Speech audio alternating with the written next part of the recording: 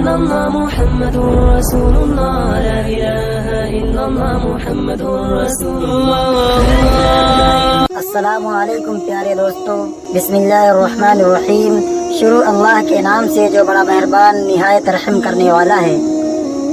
رسول اللہ صلی اللہ علیہ وسلم نے فرمایا کہ بے شک جب تک بندہ مومن دنیا سے انتقال اور آخرت کا سفر کرنے کو ہوتا ہے تو اس کے پاس فرشتے نزول فرماتے ہیں جن کے چہرے حسین و جمیل اور سورج کی طرح روشن ہوتے ہیں.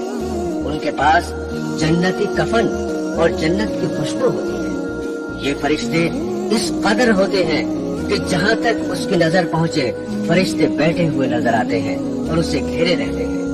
اور حضرت ملک الموت تشریف لاتے ہیں اور اس کے سرانے بیٹھ جاتے ہیں اور فرماتے ہیں اے پاکیزہ روح، اللہ کی مغفرت اور خوشنودی کی طرف نکل کر چل.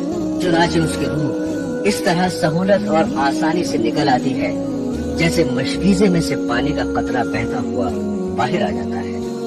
بس اسے حضرت ملک الموت لے لیتے ہیں اور دوسرے فرشتے جو وہاں دور تک بیٹھے رہتے ہیں پل بھر بھی ان کا ساتھ نہیں چھوڑتے اور اسے لے کر اس کو جنتی کفن اور خوشبو میں رکھ کر آسمان کی طرف چل دیتے ہیں. اس خوشبو کے متعلق حضور صلی اللہ علیہ وسلم کا ارشاد ہے کہ زمین پر جو بھی عمدہ سے عمدہ خوشبو مشک کی پائی گئی ہے ویسی ہی خوشبو ہوتی ہے. پھر فرمایا کہ اس روح کو لے کر فرشتے آسمان کی طرف چڑھنے لگتے ہیں اور فرشتوں کی جس جماعت میں بھی ان کا گزر ہوتا ہے وہ کہتے ہیں واہ کیا اچھی خوشبو ہے. یہ فرشتے میت کا نام تعظیم و تکریم سے لے کر اس کا تعارف کراتے ہیں یہاں تک کہ پہلے آسمان پر پہنچ جاتے ہیں اور آسمان کا دروازہ کھلواتے ہیں. چنانچہ دروازہ کھول دیا جاتا ہے اور وہ اس طرح روح کو لے کر اوپر چلے جاتے ہیں حتیٰ کہ 7ویں آسمان تک پہنچ جاتے ہیں. ہر آسمان کے فرشتے اسے دوسرے آسمان تک رخصت کرتے ہیں اور جب 7ویں آسمان پر پہنچ جاتے ہیں تو اللہ کا حکم ہوتا ہے کہ میرے بندے کا نام علیین میں لکھ دو اور اب زمین پر ہی اسے لوٹا رہا ہوں اور زمین ہی سے قیامت کے دن دوبارہ زندہ کروں گا. اس کے بعد یہ روح زمین پر واپس آ جاتی ہے اور میت کے جسم میں داخل کر دی جاتی ہے. اس کے بعد 2 فرشتے قبر میں اس کو بٹھا کر سوال کرتے ہیں تیرا رب کون ہے، تیرا دین کیا ہے. محمد رسول اللہ صلی اللہ علیہ وسلم کون تھے؟ وہ ان کے صحیح جوابات دیتا ہے تو فرشتے کہتے ہیں بے شک تو سچ کہتا ہے. اس کے بعد اللہ کی طرف سے ندا آتی ہے میرے بندے کے لیے جنت کا فرش بچھا دو، اس کو جنت کا لباس پہنا دو اور اس کے لیے جنت کا دروازہ کھلتے ہی روح پرور ہوا اور خوشبو آنے لگتی ہے اور قبر کو حد نظر تک کشادہ کر دیا جاتا ہے. اور اس کے بعد میت کے نیک اعمال ایک حسین اور خوبصورت شخص کی شکل میں آتے ہیں اور میت سے اس کی رفاقت کا وعدہ کرتے ہیں اور خوشی کی بشارت دیتے ہیں. برادران اسلام، اسی روایت میں یہ بھی ہے کہ کافر کی موت کے وقت سیاہ چہروں والے فرشتے آسمان سے آ کر اس کے ارد گرد بیٹھ جاتے ہیں اور اس کو تا حد نظر دکھائی دیتے ہیں.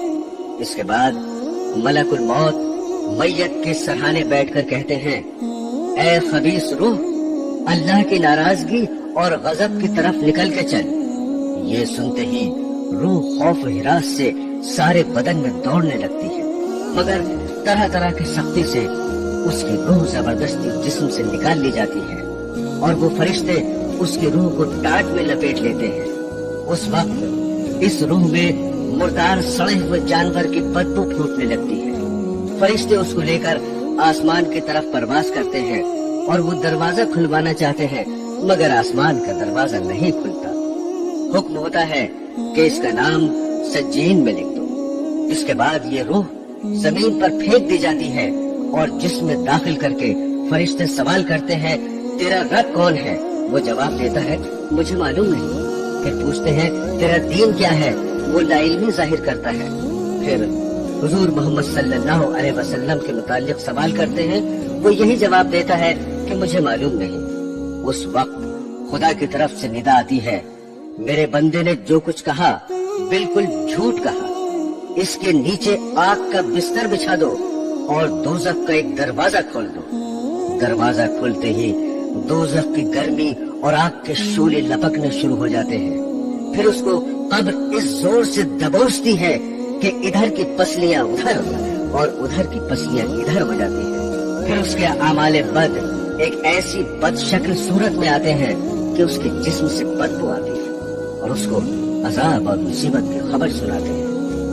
हुजूर पुरनूर रहमतुल लिल आलमीन सल्लल्लाहु अलैहि वसल्लम का इरशाद गिरामी है कि जब मैयत को कब्र में रख दिया जाता है तो कब्र उससे कहती है कि ऐ बदबख्त, खराब हाल इंसान, तू मुगालते और धोखे में रहा, मुझ पर शान से अकड़कर और तनकर चलता था। तुझको ये मालूम नहीं था कि मैं इम्तिहान और आजमाइश का घर हूँ। मैं तन्हाई और हैबत और जुल्मत का मकाम हूँ, जहाँ सिर्फ कीड़ों की बहुतात है।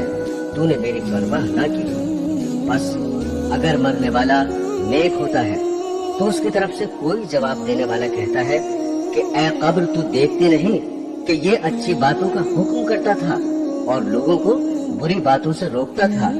फिर कब्र ये सुनकर कहती है, अच्छा ये अगर ऐसा था तो इसके लिए मैं गुलजार बन जाती। बस उसका जिस्म नूर का बन जाएगा और रूह खुदा के पास चली जाएगी। और कभी मुर्दे से कब्र इस तरह कहती है कि मैं तारीकी और तन्हाई का घर हूँ।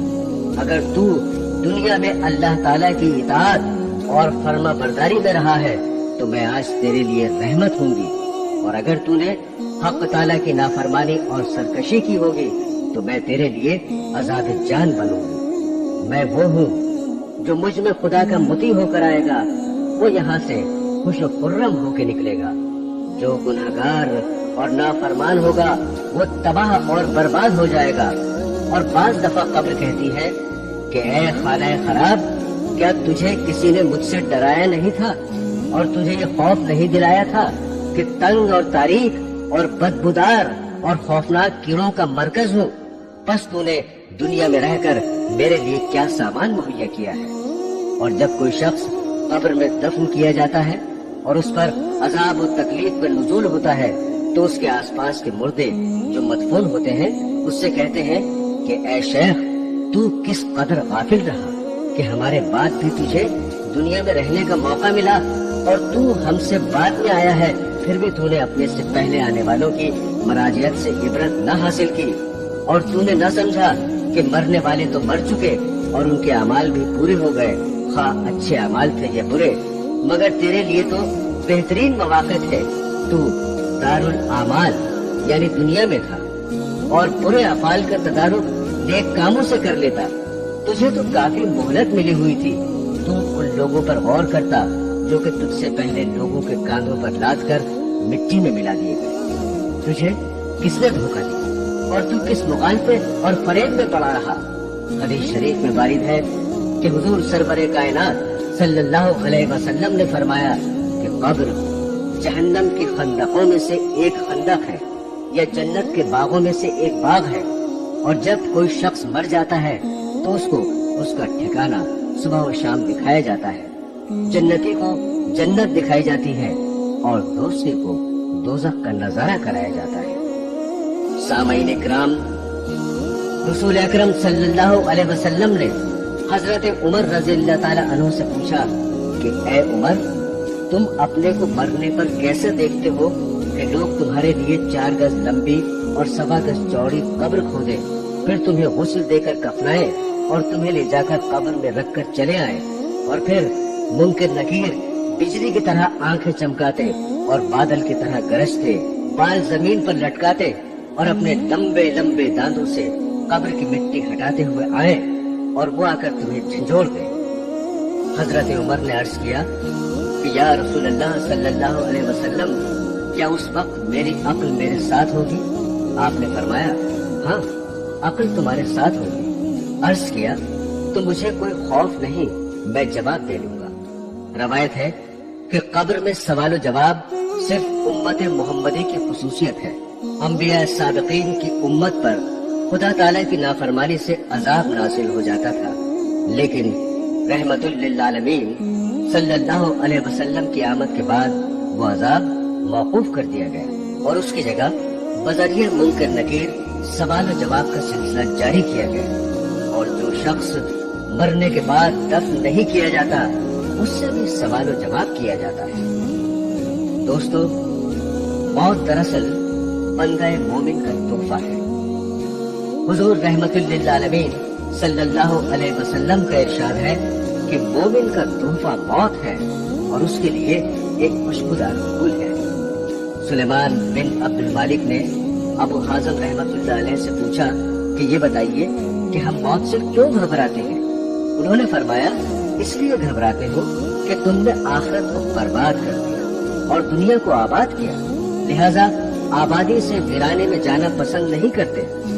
सुलेमान ने कहा, आप सच फरमाते हैं। जिस शख्स को कब्र की जिंदगी पर यकीन हो और अपने नेक आमाल के बदले वहाँ अच्छे हाल में रहने की उम्मीद हो और ये समझता हो कि इस आलम से दोस्त अहबाब को छोड़कर चला जाऊंगा, तो बरज़ख में रिश्तेदार और जान पहचान वाले मिल जाएंगे। तो फिर मौत से क्यों घबराए और इस जिंदगी को बरज़ख की जिंदगी पर क्यों तरजीह दे।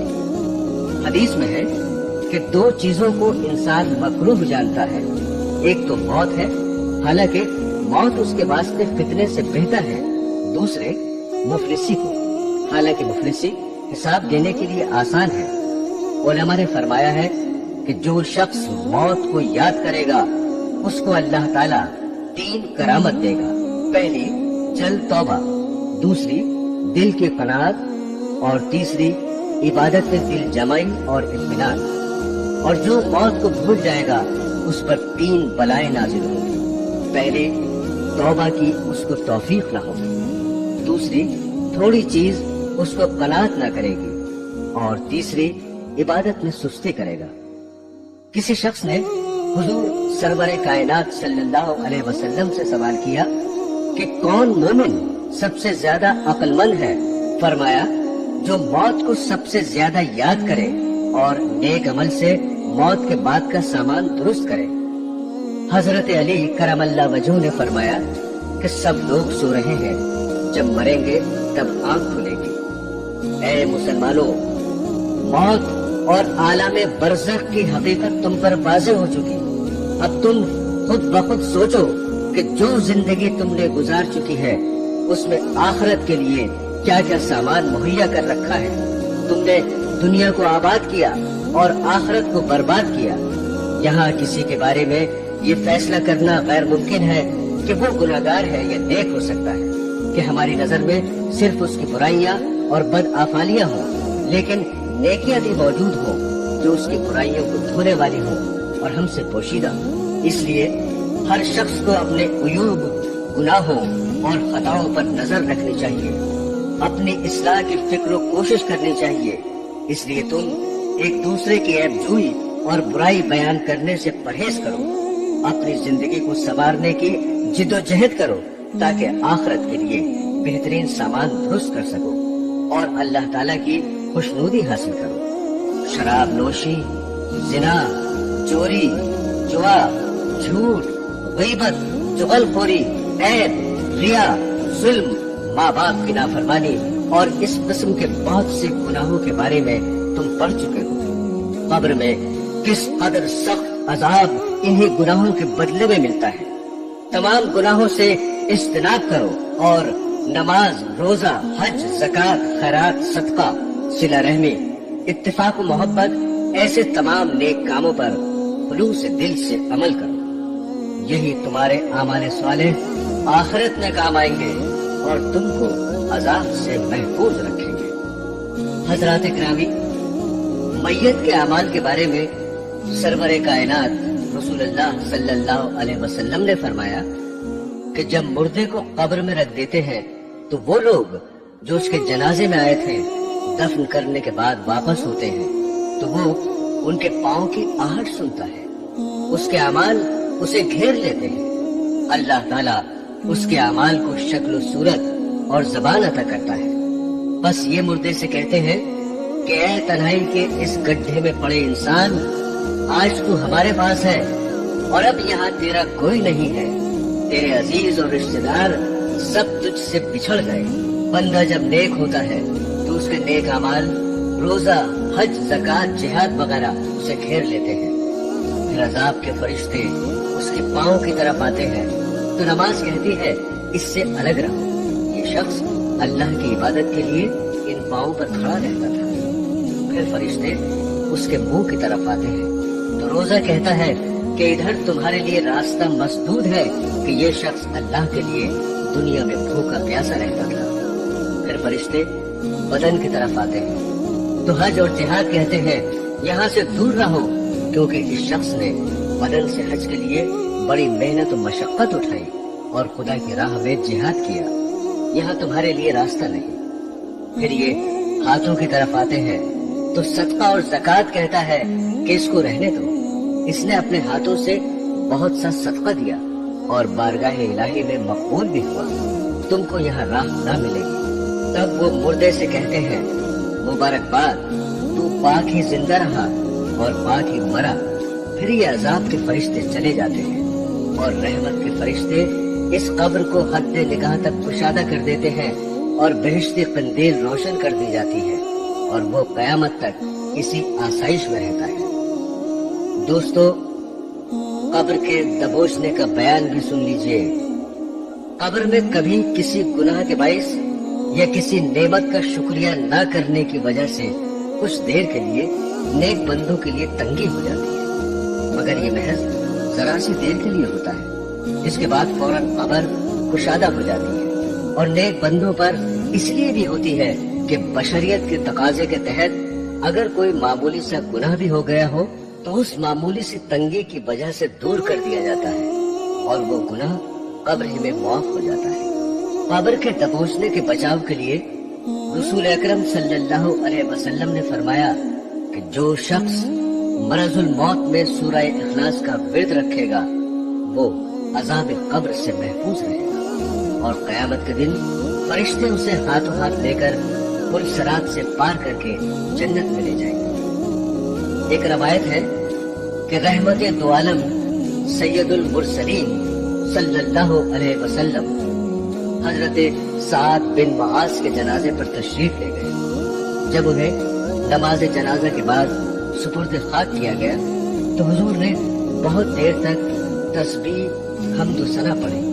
آپ سے کسی نے اس کا سبب دریافت کیا تو فرمایا کہ اس نیک بندے پر قبر کی تنگی ہو رہی تھی لیکن اللہ نے دور کر دی۔ حضرت عبداللہ ابن عمر رضی اللہ تعالی عنہ سے روایت ہے کہ رسول کریم صلی اللہ علیہ وسلم نے سعد کی نسبت فرمایا تھا کہ ان کی موت سے عرش بھی حرکت میں آ گیا اور ان کے لیے آسمانوں کے دروازے کھول دیے گئے اور 70,000 ملائکہ نے ان کے جنازے میں شرکت فرمائی۔ اس کے باوجود ان کو تھوڑی سی قبر کی تنگی پیش آئی۔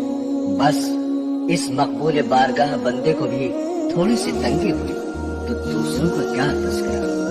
برادران اسلام، حدیث میں وارد ہے کہ جب میت کو قبر میں داخل کر دیا جاتا ہے تو اس کو ایسا معلوم ہوتا ہے جیسے سورج چھپ رہا ہو، یعنی قریب وقت شام۔ بس اس کے جسم میں روح ڈال دی جاتی ہے تو وہ آنکھ ملتا ہوا اٹھ کر بیٹھ جاتا ہے اور فرشتوں سے کہتا ہے مجھے چھوڑ دو، میں نماز پڑھوں گا۔ اور یہ اس لیے کہ وہ اپنے آپ کو دنیا میں سمجھتا ہے۔ وہ اسی خیال سے کہتا ہے کہ سوال و جواب رہنے دو، نماز کا وقت ہو رہا ہے، مجھے نماز پڑھنے دو۔ لیکن یہ بات وہی شخص کہے گا جو دنیا میں نماز کا پابند ہوگا، اس کو ہر وقت نماز کا دھیان رہتا ہوگا۔ مومن جب قبر میں رہتا ہے اسے قیامت تک روزانہ صبح و شام جنت کا وہ مقام جو اس کے لیے مقرر ہوتا ہے دکھایا جاتا ہے اور بتایا جاتا ہے کہ تیرا ٹھکانہ یہ ہے۔ حضرت ابو ہریرہ رضی اللہ تعالی عنہ سے روایت ہے کہ مومن قبر میں سبز باغ میں رہتا ہے اور اس کی قبر 70 گز چوڑی ہوتی ہے اور اس میں ایسی روشنی ہوتی ہے جیسے کہ 14ویں کی رات کی چاندنی رات کو ہوتی ہے۔ حضور صلی اللہ علیہ وسلم نے فرمایا کہ سوال و جواب کے بعد مومن مردے کی قبر وسیع روشن کر دی جاتی ہے تو اس سے فرشتے کہتے ہیں کہ اب दुल्हन की तरह आराम से सो जा और तुझे वही जगाए जिसे तू सबसे ज्यादा महबूब है। लिहाजा वो निहायत आराम और आसाइश से कब्र में रहता है, यहाँ तक कि अल्लाह ताला क़यामत के रोज उसको उसी जगह से उठाएगा।